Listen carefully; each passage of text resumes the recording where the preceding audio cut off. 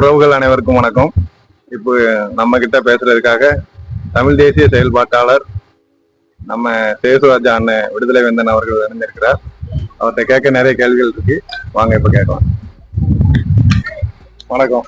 வணக்கம். பாலாமுது ஊடகவியலாளர் பாலா சுப்பிரமணியன் அவர்களே வணக்கம். உலக மக்கள் அனைவருக்கும், அதாவது கேள்விகள் அனைவருக்கும் விடியல் வணக்கத்தை தெரிவித்துக் கொள்கிறேன்.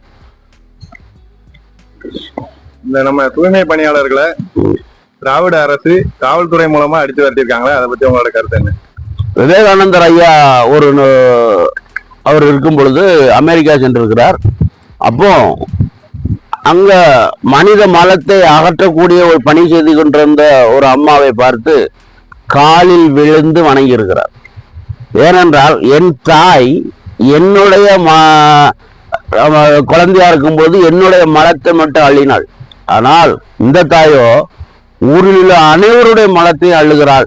அவளை நான் வணங்குகிறேன் தவிர வேற எந்த ஒரு மரியாதையும் அவளுக்கு கொடுக்கறதுக்கு இல்லை. அவங்கள நான் காலை தொட்டு வணங்குகிறேன் என்று சொன்னார். நீங்க வணங்க வேண்டாம் ஐயா, இப்படி வரிஞ்சு கட்டி அடிக்காம இருங்க ஐயா.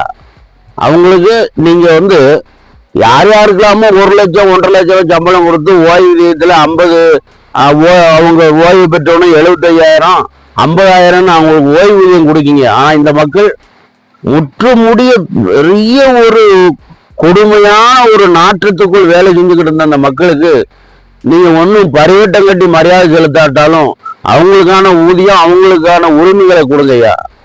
ஏன் இந்த மாதிரி ஒரு மனித நேயமற்ற செயலை செய்யாதீங்க. நன்றி. வணக்கம். வணக்கம் ஐயா.